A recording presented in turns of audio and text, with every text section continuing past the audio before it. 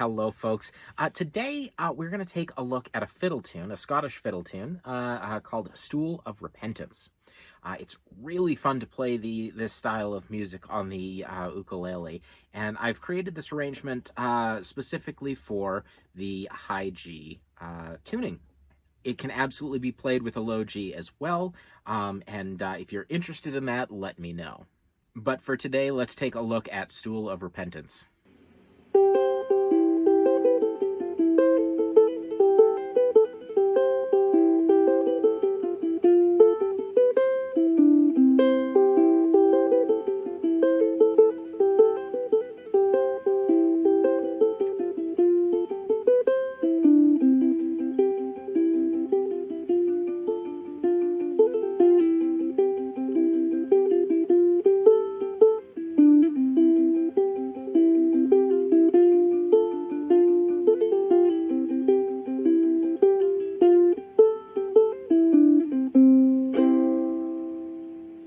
On the surface, this piece is fairly simple. We're in the key of C, and we're doing what you might expect a Scottish or Irish fiddle tune to do. If you've never used some of these techniques, though, the piece might kind of sneak up on you in some parts. First, let's take a look at the time signature. We are in 6/8 time here. That means we have 6/8 notes in each measure. 6/8 falls into the category of compound time signatures, meaning that we can count it in groups of 6, or we could count it in 2 groups of 3. And that's kind of what I do for this. I kind of feel this song as 2 groups of triplets. Triplet, triplet, triplet, triplet. 1, 2, 3, 4, 5, 6. 1, 2, 3, 4, 5, 6. Rather than counting to 6 every time, I'm kind of feeling that pulse of 2. And that's going to help me get the sound that I want out of this piece.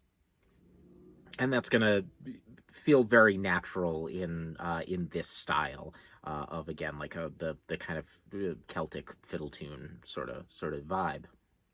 One of the other techniques that I'm using a lot in this piece and will help you in terms of speed and some sound as well are hammer-ons and pull-offs. If you've never done those before, a hammer-on is when we are playing a particular note. I'm starting off with just my open A string, and hammering on a left-hand finger onto the fret. So I'm only plucking the string once, and I'm letting the movement of my fretting hand making contact with the note, or with the string rather, create a new note. I'm going to be doing that a couple times throughout the song where I'm using the open string to the 2nd fret of the A. But there are other times where we can hammer on from one fretted note to another fretted note. It's a very common technique that you'll hear in a lot of genres of music, and it's definitely helpful to know how to do it. So just heads up, if that technique is new to you, you might want to brush up on it a little bit. Same deal with pull-offs, where we are playing a note and releasing that note to produce a new note. Now, I am kind of doing a little bit of pulling on the string. Like, I'm going to exaggerate right now. You don't want to do this. To really tug on that string. That is an enormous exaggeration. I'm kind of just letting my finger kind of drag off the string a little bit in order to get a little bit of sound on it. It's almost like I'm plucking the string with my left hand. The sustain on ukuleles typically isn't that long, so those notes are going to die out pretty quickly when I play like that. So that second note can be kind of quiet. This is really great for fast passages where I need to cover a lot of ground pretty quickly, rather than plucking that string every time. The pull-offs and the hammer-ons are going to help speed things up a little bit. I don't have to coordinate my 2 hands. I don't have to worry about plucking so fast. I can just kind of let the momentum carry me through. Again, something that's relatively simple in concept, but can take a little bit of time to convince your fingers to behave. And finally, we have trills, which in this piece are going to be a combination of hammer-ons and pull-offs. So you might hear that kind of sound is a trill. We're kind of creating a little ornamentation over a particular note, and you'll see the letters TR over a couple spots, and that's where we're going to put in the trills. So that's the basic overview of what we're going to see in this song. Let's kind of walk through it. And the first time through, I'm going to play it without the trills. So we're not going to worry about the trills right now. We'll add those in a little bit later. All right, so I'm starting the piece off with the open G string, playing that with my thumb, and then I'm playing the 3rd fret of the A string, rocking back to the G, and then I use my ring finger for the A string and my middle finger for the E string. I don't have finger assignments for this piece. I'm kind of starting off in that standard, thumb is on G, index finger is on C, middle fingers on E, and ring fingers on A. But if you watch my right hand closely, you're going to see that I am mixing things up a bit, and I'll try to point out when that's a significant change that I'm making. There's my first measure there, and now here I've got this this passage of 8th notes. So when I'm playing it slowly like that, I'm just plucking all of those notes, right? But if I'm playing it faster, I can use those pull-offs all the way down.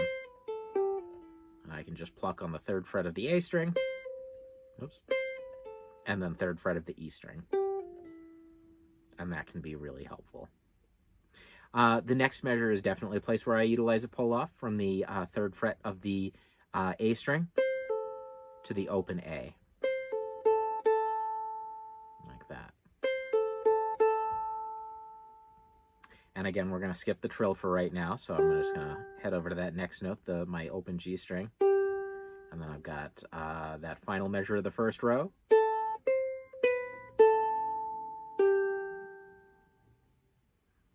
That's what the notes look like as I play them on the neck here.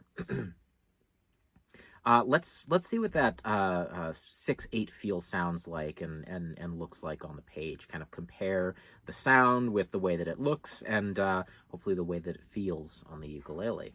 So we've got that pickup note at the very beginning, and then into the first measure. 1, 2, 3, 4, 5, 6. 1, 2, 3, 4, 5, 6. 1, 2, 3, 4, 5. 1, 2, 3, 4, 5, 6. Now, that's a lot of counting. We don't necessarily have to do that. And like I said, I try to think of this in 2 groups of 3. So I'm kind of thinking 1, 2, 1, 2, 1, 2, da da da da da da da da.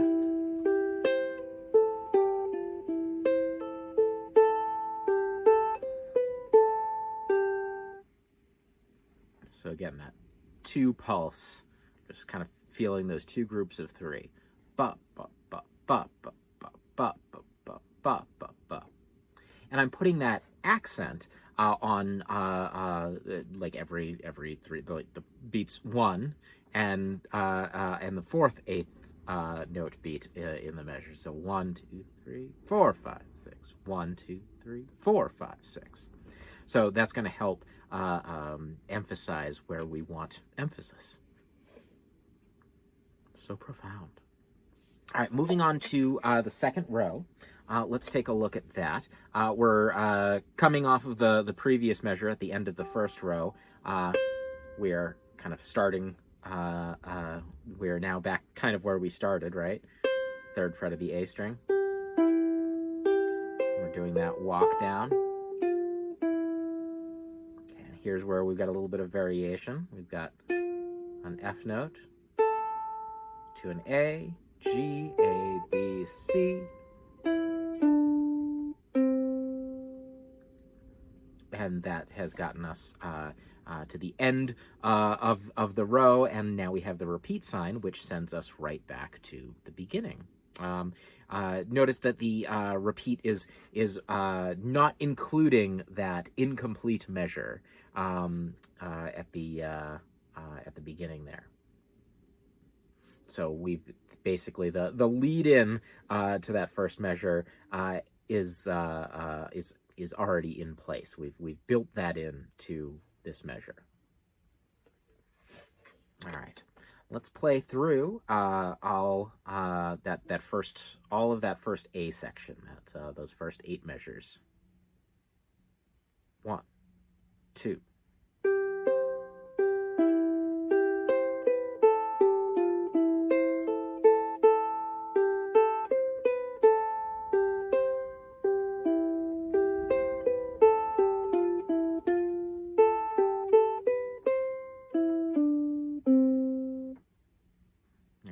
I'm going to do it one more time with the repeat so you can hear how we're going from that 8th measure back into measure 1.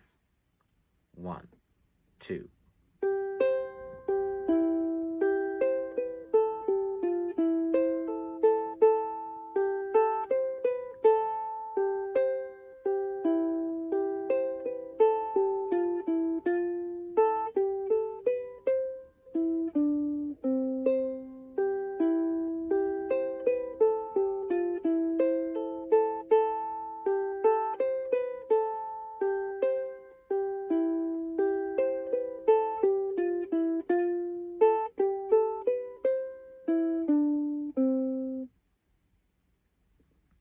That is the first section there. Let's look at the B section, starting on measure 9. Here we've got a very familiar sound in this particular style, where we have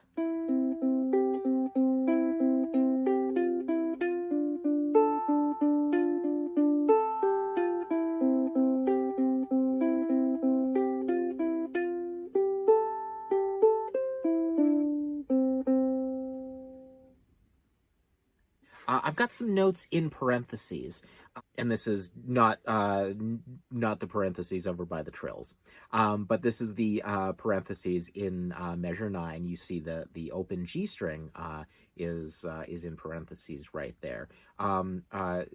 The notation that's being used there is for what's called a ghost note. But I am just kind of treating that as like an optional other way to play this. I prefer to play that G note on the 3rd fret of the E string. It keeps me on track. I kind of know where I am. But playing that same exact note on the open G string there can create a really neat sound. Or I could do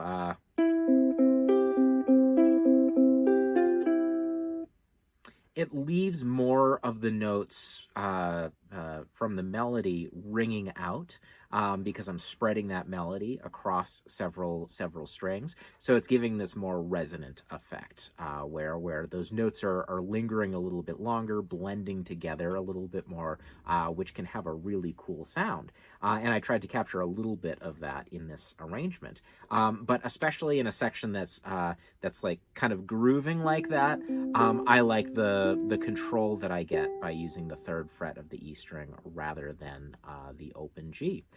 That's totally your call. Try them both, see what feels right to you. Okay, so as you can see, we're kind of like rocking a melody note and then back onto the C string. So note, C, C, note, C, C, note, C, C. And then we break form a little bit here, and we do like a little melodic passage. And we're going to see that feel repeated 2 more times, just with some different notes. So I'm playing the open E, and then open C. I'm playing that G on the 3rd fret of the E string, and then open C again.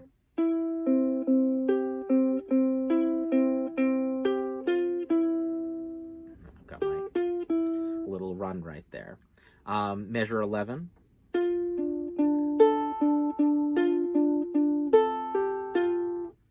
Again, same vibe, but now I'm kind of holding a D minor shape. I'm not bothering to hold the entire D minor chord. I'm just holding down the frets that I need. The only frets that I'm using are the first fret of the E string and second fret of the C string. So I'm not going to worry about trying to grab that whole chord because I only need a little bit, and I'm going to be using the open G string for the melody anyway, coming up pretty soon.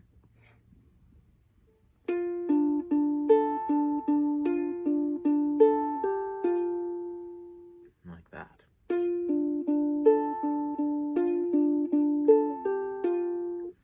I'm doing a couple things with my fingers here.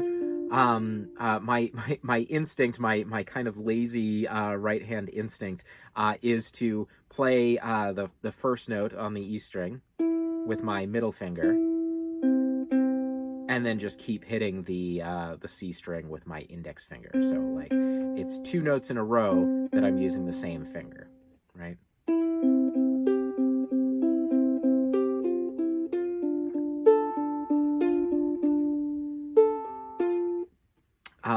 I'm pretty much only doing that on the C string, and again, there's probably a better way that I could be doing it. I could probably be alternating between my thumb and index finger there, if not my index and middle, and getting my ring finger involved a little bit more. But a couple places where I do use my ring finger, for sure, in measure 11, the open A string. Because I have to skip. My ring finger knows where it's going. My ring finger is going to kind of cover most things that happen on the A string, especially if I'm just popping up for a second like this. And that's going to happen again in measure 12, those last 3 notes of the measure. Open A with my ring finger, open G with my thumb. Oops, gotta hit the right note though. And then the E string with my middle finger. I might use my index finger there as well, but the ring finger kind of feels right there. Like that. I definitely recommend printing this out and making little notes on the page where your finger choices are going.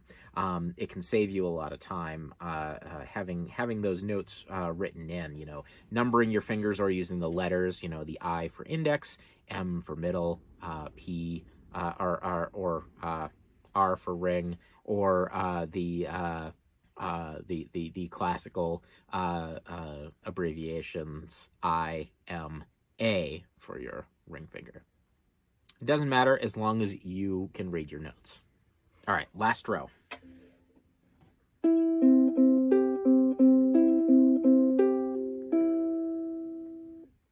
That 3-1 open, both in this row and in the previous row. I could do it as hammer-ons, and when I'm playing faster, I do use hammer-ons. But when I'm playing at this slow of a tempo, I am plucking them so you can hear them. I recommend whichever one you're going to do, practice it that way, whether you're playing slow or fast. That way you can really get the feel right, and you're not confusing yourself when you do up the tempo and all of a sudden you're trying to do pull-offs, but your fingers, no, I've been doing this the whole time. Okay, measure 13.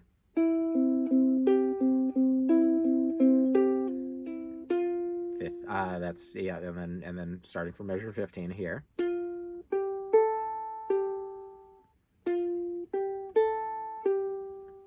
$16.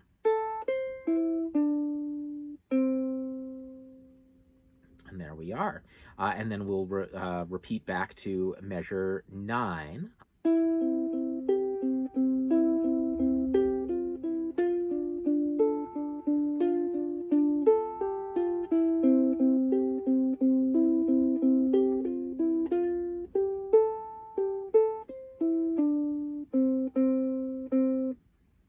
And then we end just on an open C there.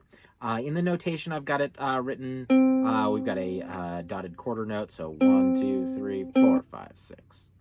Or 1, 2, where we're kind of like cutting off the melody kind of short there. This arrangement I based off of an arrangement from the Sky collection of Scottish songs, and it's very common for those. It's very common for that style. You'll see it in bluegrass and folk music as well, where it's built to just keep going in circles, right? So you'll see those incomplete measures at the beginning and the end, and the idea is you just kind of keep playing it in circles, and different people take solos, and you keep on going, and then you just end when you feel like it. And in this case, we're ending on a C. So a lot of times when I'm playing this, I'm just when I get to that measure 17, the very last measure after I've done all my repeats, I'm just kind of like hitting a C note and maybe a C chord to finish it out. So do whatever feels right to you.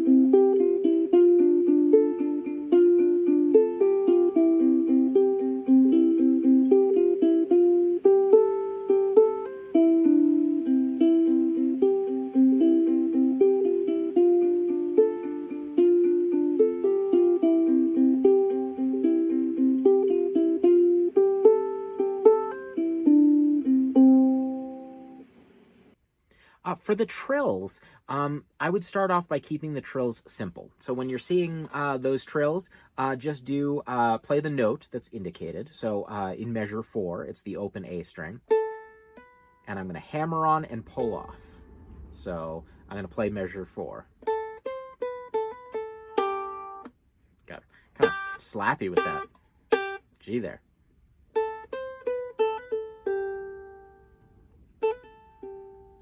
Right, so I'm just doing a hammer on and pull off, and I want to just fit that into the time of that 1/4 note. I've got one quarter note for that note. That's the length of time that I've got to play it. So I just want to make sure that my trill fits within that time, and I get to the G note on time as well.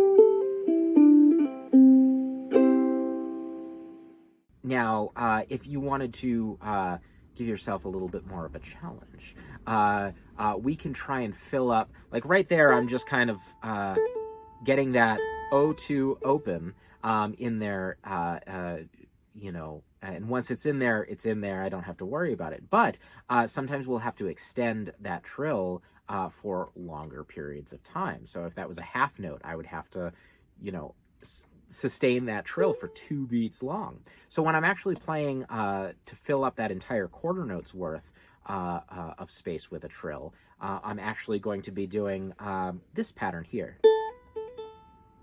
So instead of just, I'm doing, so open 2, open 2, open. And there are lots of different kinds of trills and ornaments that we can examine, and different composers used different types of trills, so we can explore that. But for now, just keeping things simple. Start off, if you're new to trills, just Just get one in there and be done with it. Or if you want to try and extend that trill, we can throw in that pattern that I just showed you. So from the beginning.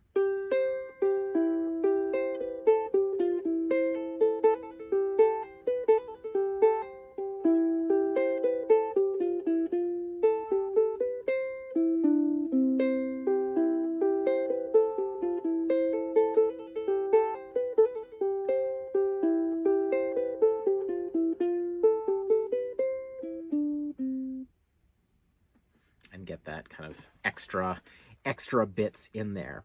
It gets really tricky when you're trying to throw that trill into measure 12, where it's one of a group of 3/8 notes, right? Getting that in there is really tough. So there you're just in and out. You just need to quickly get that note in and practice it slowly.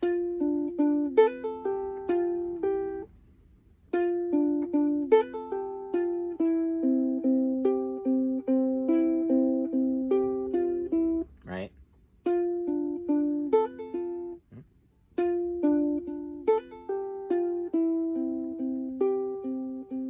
And with speed will come in time. And then finally, the last trill is in measure 16. That's another quarter note that it's landing on, so we've got plenty of time to just do our regular old.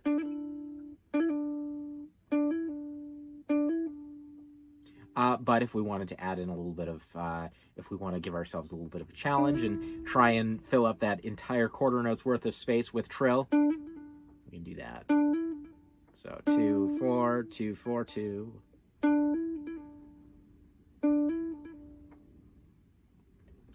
And I try to remember to land on my index finger when I play that particular note, and I'm going to be doing that trill because these are my stronger fingers. My index and my ring finger are pretty strong.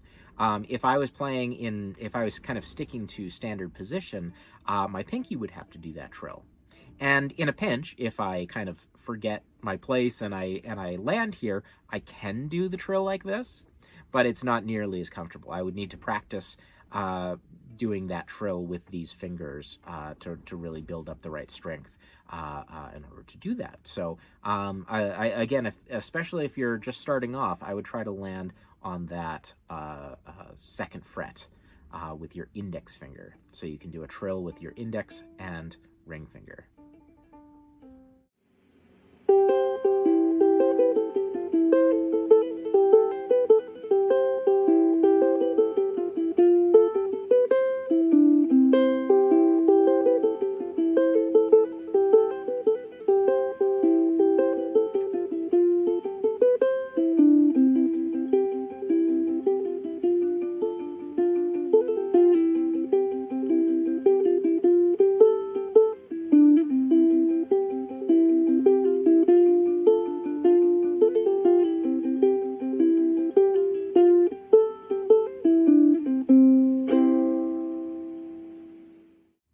All right, folks, that is Stool of Repentance for the ukulele. I hope you enjoyed it. I hope you dig the tune. And if you have any questions, as always, let me know.